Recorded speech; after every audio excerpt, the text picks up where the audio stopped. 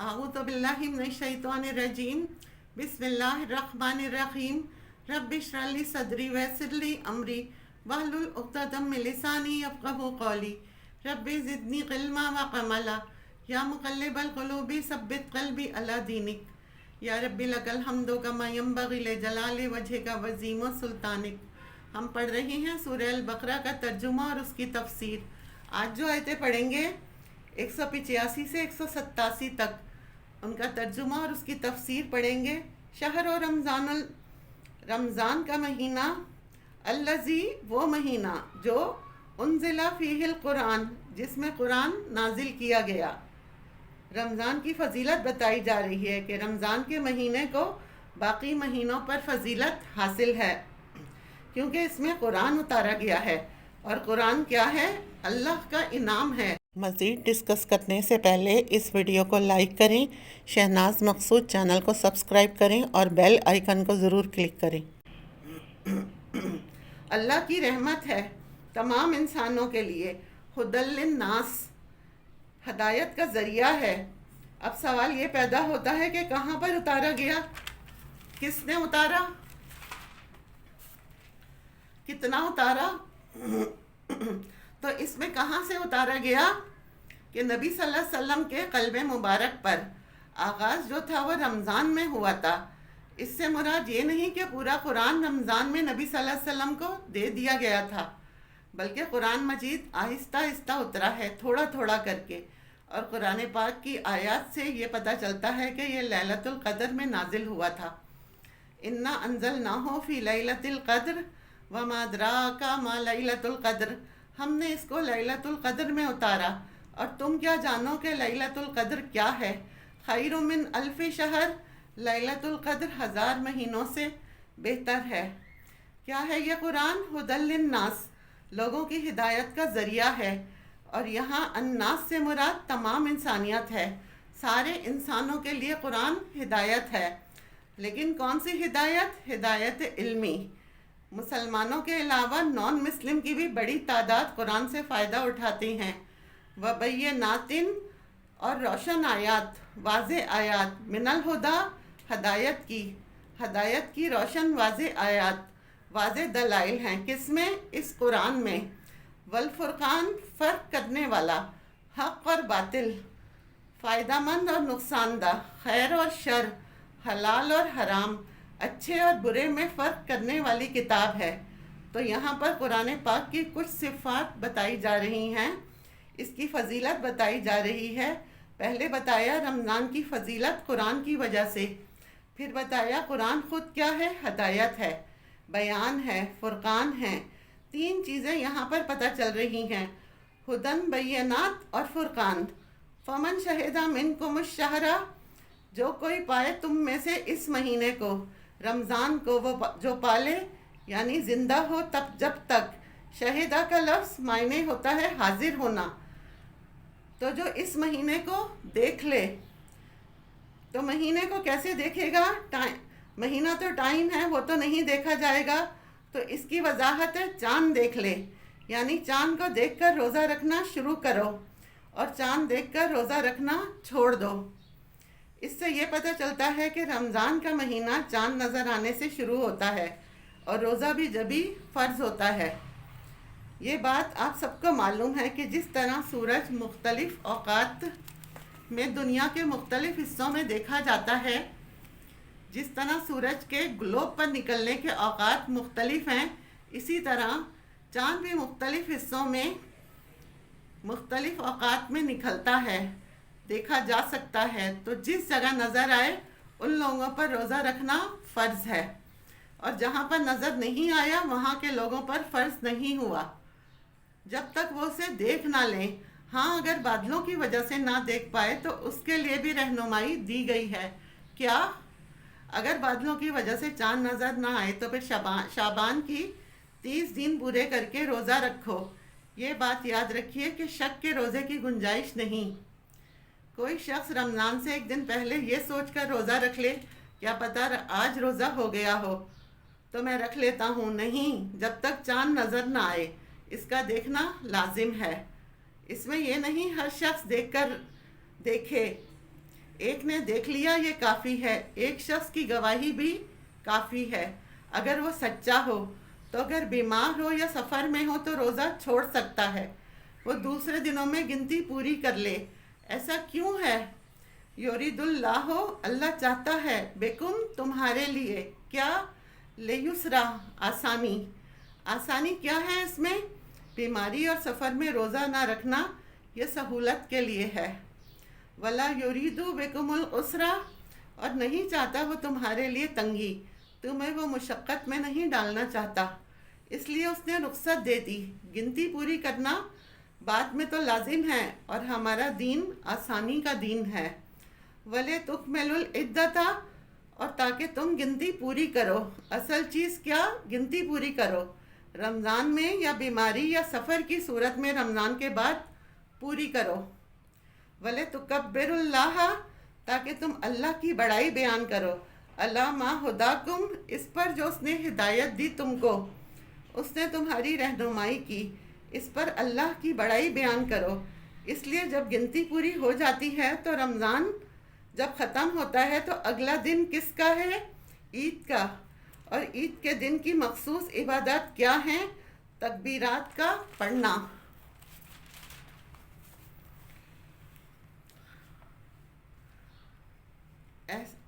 انسان پر شکر گزار بھی ہونا چاہیے اور زبان سے بھی اس کی بڑائی بیان کرنی چاہیے۔ اگر کوئی فوت ہو جائے اور اس کے ذمے روزے باقی تھے تو اس کے وارث اس کے روزے رکھیں، اور اگر وہ نہ رکھیں تو جو ترکہ یا مال جو اس نے چھوڑا ہے اس میں سے پہلے روزوں کا فدیہ دیا جائے، کیونکہ یہ فرض عبادت ہے۔ تو ایک مسلمان خاتون بالغ ہونے سے لے کر مرتے دم تک جتنے بھی رمضان اس پر گزرے ہیں اس کے روزے مکمل کرنا اس پر فرض ہے۔ وَلَعَلَّكُمْ تَشْكُرُونَ، تاکہ تم شکر ادا کرو، شکر گزار بن جاؤ۔ یہاں ہدایت علمی اور عملی دونوں ہیں، اسی کے نتیجے میں شکر آتا ہے کہ اس نے ہمیں قرآن کی نعمت دی، اس نے ہمیں فرقان دیا، اس نے ہمیں روزوں کی گنتی پورے کرنے کی توفیق دی، اس نے ہمیں تکبیرات سکھائیں۔ ان سب باتوں پر کیا کرو؟ شکر ادا کرو۔ اس لیے ہر نماز کے بعد اللہ سے توفیق مانگنی چاہیے۔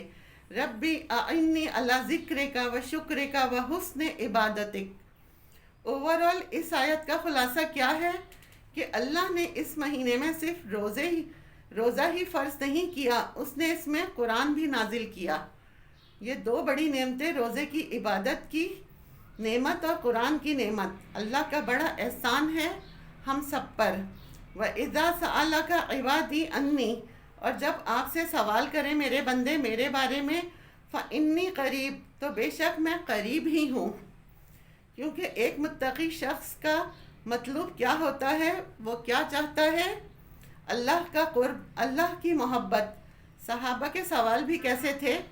جب وہ اللہ کو پکارنا چاہتے تھے یا اللہ کی محبت محسوس کرتے تھے تو ان کے دل میں کیا آتا تھا کہ ہمیں پتہ چلے ہمارا رب کہاں ہے۔ کیا وہ ہماری آہستہ آواز سن لے گا؟ ہمارے دل کی آواز جان لے گا؟ کیا ہمیں زور سے بتانا پڑے گا؟ تو یہاں نبی صلی اللہ علیہ وسلم سے خطاب کیا جا رہا ہے، اے نبی میرے بندے، جن کو اللہ اپنے بندے کہتا ہے، جو اللہ سے محبت رکھتے ہیں، جو اللہ پر ایمان رکھتے ہیں، میرے خاص بندے میرے بارے میں پوچھتے ہیں، کیونکہ باقی تو پوچھیں گے بھی نہیں۔ فَإِنِّي قریب، انہیں بتا دیجئے کہ میں قریب ہی ہوں۔ کتنا قریب؟ اجیب دعوت الداعی، میں جواب دیتا ہوں پکارنے والے کی پکار کا، دعا مانگنے والے کی دعا کا، یعنی دعا قبول کرتا ہوں۔ جواب دینے کیا مطلب؟ دعا قبول کرتا ہوں۔ اذا دعانی، جب بھی وہ دعا کرتا ہے۔ کون سی دعا پوری ہوتی ہے؟ جو قبولیت کی دعا ہو، قبولیت کی شرائط پر پوری کرے، اور ان شرائط میں اہم ترین شرط کیا ہے؟ کہ سچے دل سے دعا مانگے، غافل دل سے دعا نہ مانگے، اخلاص کے ساتھ ہو، صرف اسی سے مانگا جائے، کسی اور پر توکل نہ کیا جائے، عاجزی کے ساتھ گڑ گڑا کر دعا مانگیں۔ اور ساتھ اللہ کی اطاعت بھی کریں، اللہ کی نافرمانی نہ کریں، کیونکہ آگے شرط بتا دی گئی۔ دعا کی قبولیت چاہتے ہو تو کیا کرو؟ فَلْيَسْتَجِيبُوا لِي، انہیں چاہیے کہ وہ بھی میری بات مانیں۔ اگر وہ چاہتے ہیں کہ میں ان کی بات مانوں، ان کی دعا قبول کروں، انہیں چاہیے کہ وہ بھی میری بات مانیں، میری پکار پر لبیک کہیں۔ وَلْيُؤْمِنُوا بِي، اور چاہیے کہ وہ ایمان لائیں۔ کیا مطلب ہے ایمان لائیں؟ اعتماد رکھیں، یقین رکھیں کہ اللہ سنتا ہے اور وہ ہر چیز پر قادر ہے، سب کچھ دے سکتا ہے، اس کے خزانے میں کسی چیز کی کمی نہیں ہے۔ لَعَلَّهُمْ يَرْشُدُونَ، تاکہ وہ ہدایت پا جائیں۔ کیا مطلب ہدایت پا جائیں؟ یعنی حسن تعریف، یعنی احسن طریقے سے کام کرنا، ان کے طریقوں میں، ان کے معاملات میں خوبصورتی پیدا ہو جائے۔ لَعَلَّهُمْ يَرْشُدُونَ یعنی اللہ پر ایمان اور اللہ کی اطاعت سے صرف دعائیں ہی قبول نہیں ہوتی، بلکہ اس کے علاوہ انسان کو خوبصورت زندگی گزارنے کا ڈھنگ آ جاتا ہے، اس کی زندگی میں خوبصورتی پیدا ہو جاتی ہے۔ لَعَلَّهُمْ تاکہ وہ، یہ اس لیے کہا جا رہا ہے ایمان لانے کو، اطاعت کرنے کو، تاکہ کیا ہو جائے؟ یرشدون ہو جائے، تاکہ وہ ہدایت پا جائیں۔ اُحِلَّ لَكُمْ لَيْلَةُ الصِّيَامِ الرَّفَثُ إِلَىٰ نِسَائِكُمْ، حلال کر دیا گیا تمہارے لیے رمضان کی راتوں میں اپنی بیویوں کے پاس جانا۔ پہلے یہ حرام تھا، بعد میں حلال کیا گیا۔ پہلے کیا حکم تھا؟ اگر کوئی شخص روزہ کھول کر کھانے پینے کے بعد اگر سو جائے، وہ اپنی بیوی کے ساتھ تعلق قائم نہیں کر سکتا، یہ حرام تھا۔ یعنی اگر کسی نے روزہ کھولا اور کھانا کھا کر سو گیا تو پھر پوری رات نہ وہ کھانا کھا سکتا ہے اور نہ ہی بیوی کے پاس جا سکتا ہے۔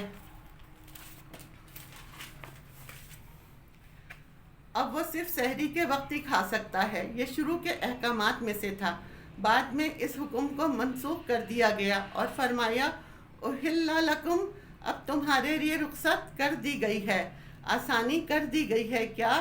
لیلۃ الصیام، رمضان کی راتوں میں، الرفث الی نسائکم، اپنی بیویوں سے جسمانی تعلق قائم کرنا حلال ہے۔ کیوں؟ ہن لباس لکم، وہ تمہارا لباس ہیں، وانتم لباس لہن، اور تم ان کا لباس ہو۔ لباس جسم کے قریب ترین ہوتا ہے، یعنی قریب ترین رہتے ہوئے تمہیں ایک دوسرے کی ضرورت ہو، ایسی پابندی غیر فطری ہے۔ انسان جو ہے، انسان کے لیے پاسبل نہیں کہ مرد اور عورت ساتھ ساتھ رہتے ہیں اور وہ جسمانی تعلق پورے ایک مہینے کے لیے نہیں رکھیں۔ اس لیے اللہ سبحانہ و تعالیٰ نے یہ مشکل آسان کر دی، اس کو حلال کر دیا۔ اور یہ جو لباس کی بات کی ہے، اس میں صرف قرب کی ہی بات نہیں، بلکہ لباس ہمارے لیے خوبصورتی کا ذریعہ بھی ہے۔ بے لباس انسان اس طرح خوبصورت نظر نہیں آتا جس طرح لباس کے ساتھ نظر آتا ہے۔ پھر لباس انسان کو پروٹیکشن بھی دیتا ہے، انسان کو موسم کے برے اثرات سے بھی بچاتا ہے، انسان کے عیب بھی چھپاتا ہے۔ ہسبینڈ اینڈ وائف ایک دوسرے کے لیے کمفرٹیبل بھی ہیں اور پروٹیکشن بھی ہے، اور ایک دوسرے کے لیے سکون کا باعث بھی ہیں، ایک دوسرے کے عیب چھپانے والے بھی ہیں۔ ویسے بھی نکاح جو ہے وہ انسان کی شرمگاہ کی حفاظت کا ذریعہ بھی ہے، یہ معنی بھی آتے ہیں۔ جس طرح لباس انسان کو ڈھانپتا ہے، اسی طرح نکاح بھی انسان کی آنکھ اور شرمگاہ کی حفاظت کا ذریعہ ہے، کیونکہ نکاح کے بغیر آنکھ بھی بھٹک سکتی ہے اور انسان دوسری خرابی کی طرف بھی جا سکتا ہے، جس کی کئی مثالیں آپ نے سنی ہوں گی۔ اسی لیے بیوی کو شوہر کے لیے لباس قرار دیا ہے کہ وہ تمہاری حفاظت کا ذریعہ ہے، تمہارے ایمان کی حفاظت کا ذریعہ ہے۔ اسی طرح شوہر کو بھی بیوی کے لیے حفاظت کا ذریعہ بتایا۔ دونوں میں فرق نہیں رکھا گیا، کیونکہ دونوں ایک دوسرے کی ضرورت ہیں۔ کوئی یہ نہیں کہہ سکتا کہ میں شادی کے بغیر رہ سکتا ہوں یا رہ سکتی ہوں۔ اللہ نے یہ سب بنایا ہے اور اللہ کو یہ پتہ ہے، کیونکہ بعض مذاہب میں شادی کرنا تقوی کے خلاف ہے، لیکن ہمارے دین میں کیا ہے؟ ایمان مکمل کرنا ہے، تقوی کے حصول کا ذریعہ ہے۔ علم اللہ ہو، اللہ نے جان لیا، اللہ کو پتہ ہے کیا، انکم کنتم تخاتون انفسکم، کہ تم اپنے نفسوں سے خیانت کر رہے تھے، یعنی دن کو تو روزہ رکھ لیتے تھے لیکن رات کو اس کی پابندی کو پوری طرح نہیں نبھاتے۔ اللہ کو سب معلوم ہے۔ اب آپ یہ دیکھیے کہ اگر کوئی انسان چھپ کر کوئی کام کر رہا ہے تو وہ بندوں کو تو دھوکہ دے ہی رہا ہے، لیکن اس سے زیادہ وہ اپنے آپ کو دھوکہ دے رہا ہے۔ تختانون انفسکم، یہ ایک اصول ہے قرآن کا منافقین کے بارے میں۔ پچھلی آیات میں پڑھا ہے کہ وہ اللہ اور ایمان والوں کو دھوکہ دیتے ہیں، مگر وہ اپنے آپ کو دھوکہ دیتے ہیں۔ اسی طرح جب انسان خیانت کرتا ہے، جب چھپ کر کوئی ایسا کام کرتا ہے جو اللہ کو پسند نہیں، وہ بظاہر تو لوگوں کو دھوکہ دے رہا ہوتا ہے اور ظاہری طور پر اس نے شرافت کا لبادہ اوڑھ رکھا ہوتا ہے، وہ بڑا نیک، متقی اور پرہیزگار نظر آتا ہے، لیکن چھپ کر برے کام کرتا ہے۔ ایسی صورت میں دنیا میں کسی کو نہیں پتا وہ کیا کر رہا ہے، لیکن اللہ کو سب پتا ہے وہ کیا کر رہا ہے۔ علم اللہ ہو، اللہ نے جان لیا، اسے سب معلوم ہے، اللہ سے کچھ نہیں چھپا سکتے، اور یہ جو تم کر رہے تھے اللہ نے منع کیا تھا، یہ ضروری نہیں سب کر رہے تھے۔ کن کو خطاب ہے یہاں؟ صحابہ کرام کو۔ انسان سے اگر کسی ایک یا دو سے ایسا ہوا ہو تو اللہ نے اسے پکڑ لیا، تو یہ تمہاری کسی اور کے ساتھ نہیں بلکہ اپنے ہی نفس کے ساتھ خیانت تھی، کیونکہ انسان اپنے آپ کو خوب جانتا ہے کہ وہ کیا ٹھیک کر رہا ہے اور کیا غلط کر رہا ہے۔ فتاب علیکم، تو وہ تم پر مہربان ہوا، وعفا عنکم، اور اس نے تمہیں معاف کر دیا۔ تو جو اللہ نے ان کو معاف کر دیا تو ہم یہ نہیں کہہ سکتے کہ صحابہ نے ایسا ویسا کیا، نہیں، جب معافی ہو گئی تو اللہ ان سے راضی ہو گیا۔ فَالْآنَ بَاشِرُوهُنَّ، بس اب ان سے مباشرت کرو، یعنی اب تمہارے لیے اجازت ہے۔ وَابْتَغُوا مَا كَتَبَ اللَّهُ لَكُمْ، اور تلاش کرو جو اللہ نے تمہارے لیے لکھا ہے، جو تمہارے مقدر میں لکھا ہے۔ اولاد میں سے اس کی بھی خواہش رکھو۔ اس سے دو باتیں پتہ چلتی ہیں کہ شوہر اور بیوی کا جسمانی تعلق یہ بھی عبادت ہے۔ اس کے بارے میں صحابہ کرام نے نبی صلی اللہ علیہ وسلم سے پوچھا، یہ بھی ثواب ہے؟ تو نبی صلی اللہ علیہ وسلم نے فرمایا، ہاں یہ بھی ثواب ہے۔ اگر تم میں سے کوئی غلط راستے سے آتا، یعنی حرام طریقے سے اپنی خواہش پوری کرتا، تو کیا یہ گناہ نہ ہوتا؟ تو صحابہ نے کہا ہاں، تو فرمایا حلال طریقے سے، جائز طریقے سے اپنی خواہش پوری کرنا کیا ہے؟ عبادت ہے، صدقہ ہے۔ یہ اپنے شوہر یا بیوی کے لیے اور بیوی کا شوہر کے لیے، یعنی بعض مرتبہ بیوی اور شوہر میں سے کسی ایک کا موڈ نہیں ہوتا مگر دوسرے کی خواہش ہوتی ہے، ایسی صورت میں یہ بدمزگی نہ ہو، سیکریفائس کرنا، تو یہ بہت بڑی عبادت ہے، اس کا اجر اللہ دینے والا ہے، کیونکہ اللہ نے دونوں کو ایک دوسرے کے لیے بنایا ہے، اور دونوں ایک دوسرے کی ضرورت پوری نہیں کریں گے تو کیا ہوگا؟ حرام کاموں کے راستے کھلیں گے، گناہ کے دروازے کھلیں گے۔ تو فَالْآنَ بَاشِرُوهُنَّ، یہ کوئی واجب حکم نہیں، بلکہ کیا ہے؟ اللہ نے جب کہا، ایک تو حلال ہو گیا، دوسرا یہ کہ ایسا کرنا عبادت ہو گیا، تیسرا یہ کہ مرضی کے خلاف کرنا صدقہ بھی ہو گیا۔ تو یہ ہے جو دین کی تعلیم ہے۔ پھر یہ جو ایک اور اہم بات یہاں پتہ چلتی ہے وہ کیا ہے؟ اولاد کی خواہش بھی رکھو، اولاد بھی ہونی چاہیے، یعنی عورت جو ہے وہ صرف ایک سیکس آبجیکٹ نہیں بلکہ عورت کے ذریعے مزید اپنی نسل کو آگے بڑھانے کی بھی فکر کرو۔ اللہ نے یہ تعلق تمہاری خوشی کے لیے تو رکھا ہے، لیکن اس کے ساتھ ساتھ ایک اور مقصد بھی ہے، اس مقصد کو بھی پورا کرو، کیونکہ یہ بہت زیادتی کی بات ہے کہ کسی عورت سے فائدہ اٹھایا جائے اور اسے اولاد سے محروم رکھا جائے، کہ یہ ذمہ داری ہم نہیں نبھا سکتے، بچوں کا رونا دھونا نہیں دیکھ سکتے۔ حتیٰ یتبین لکم الخیط الابیض من الخیط الاسود من الفجر، یہاں تک کہ واضح ہو جائے سفیدی دھاری سیاہ دھاری سے فجر کے وقت، یعنی رات اور دن الگ الگ ہو جائیں۔ اور یہ کب ہوتا ہے؟ جب فجر طلوع ہوتی ہے۔ اس وقت آسمان پر باقاعدہ آثار ہوتے ہیں۔ ثم اتموا الصیام الی اللیل، پھر پورا کرو روزے کی رات تک۔ پھر آپ یہ دیکھیں روزے کے اوقات گھڑیوں سے نہیں بتائے گئے، جس طرح چاند دیکھ کر روزہ رکھنے اور کھولنے کا حکم دیا گیا، اسی طرح روزہ رکھنے اور کھولنے کے اوقات بھی دن اور رات کی تبدیلی سے لو، تاکہ ہر جگہ تم روزہ رکھ سکو۔ کسی خاص چیز سے باندھنا نہیں گیا، بلکہ یہ فطری نظام ہے۔ نبی صلی اللہ علیہ وسلم نے فرمایا، جب دن چلا جائے اور رات آ جائے تو روزہ افطار کر لو۔ اور اس کی نشانی کیا ہے؟ سورج کی ٹکیا غروب ہو، بھلے روشنی رہے کوئی فرق نہیں پڑتا، شرط کیا ہے؟ سورج کی ٹکیا افق پر نظر نہ آئے، وہ غائب ہو جائے، تو پھر روزہ کھول لو جب سورج غروب ہو جائے۔ بلا تباشروہن، اور نہ تم ان سے مباشرت کرو، وانتم عاکفون فی المساجد، حالانکہ تم مسجدوں میں اعتکاف کر رہے ہو۔ اب یہاں ایک بات بتا دی گئی کہ رمضان کی راتوں میں بیوی کے پاس جانا، مباشرت کرنا حلال ہے، لیکن مسجد میں جب اعتکاف کر رہے ہو تب مباشرت حلال نہیں ہے۔